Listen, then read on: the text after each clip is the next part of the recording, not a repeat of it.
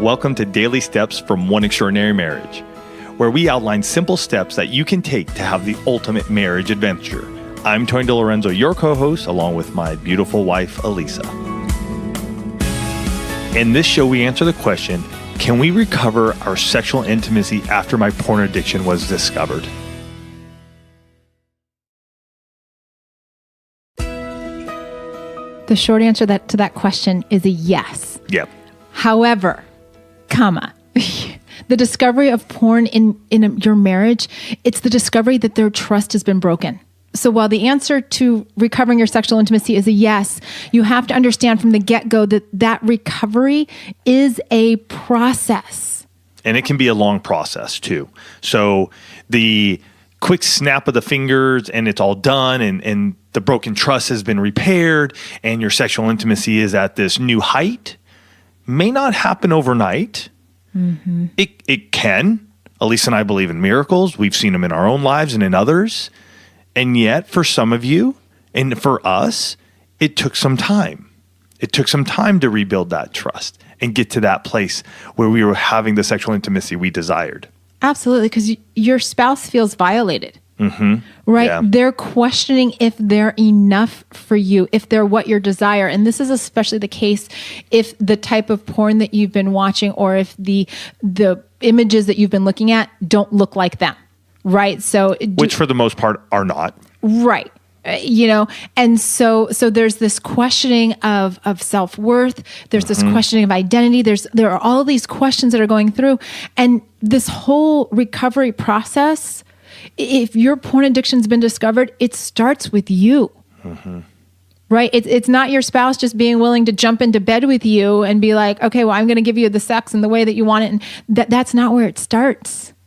You actually have to start the process and make a commitment both to yourself, first and foremost, to your spouse and to your marriage, that you're going to replace the fake or the false images with the real person in front of you.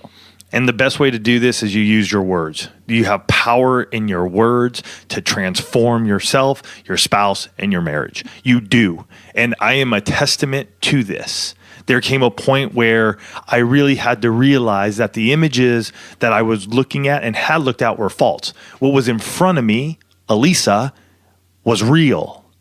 And yet I was struggling on how to transform those images, right? To see Elisa as beautiful and wonderful and amazing as she is. And so what I began to do, and this was a two-part deal, was to lift her up. And it first started, I'm going to be very clear about this. I first started doing this and using the power of my words to really lift Elisa up, to let her know that I realize and I recognize that she is beautiful. She is beautiful to me. She is beautiful, period, inside and out. What I didn't realize is that by saying that, it began to transform me. Because the words I was speaking, even though they were laying on her, I began to hear them because I was opening my mouth and into my ears I would hear beautiful. And I began to see her as this amazing and beautiful woman. Mm-hmm. And I am telling you, that transformed me as well as her. And it didn't happen overnight. It didn't happen in a week. It has been years. And I still say it to this day. If you listen to our other show, One Extraordinary Marriage Show, you will hear our opening where I say I co-host with my beautiful wife, Elisa. When I introduce Elisa to new friends or somebody I've met, I'll say, this is my beautiful wife, Elisa. It has been years. So if you want to change it, if you want to recover the sexual intimacy, your words have power. And what you tell yourself will dictate if you're going to have that sexual intimacy you desire. Mm-hmm. But you have to choose to say that and to believe it, even when you don't want to, because there are times when I didn't. And yet, as I continue to say it and see it transform each of us, I truly can say that now, 21 years married, our sexual intimacy after the pornography was revealed, after kids, after everything we've gone through, I can look at Elisa and tell you that we have the best sex now. And it doesn't even match what we did when we were honeymooners in the 5 to 10 years, the 10 to 15. Right now, we have the best sex ever. And that's because we went on this journey. right? That's because we took place in this process, because it wasn't an overnight flip of the switch. It was both of us making the decision that we were going to take it slow, that we were going to create this environment of safety and go through the process of rebuilding trust, right? Yeah. Because your spouse feels like they've been made a fool, and they're scared to be emotionally and physically naked with you for fear of being hurt again.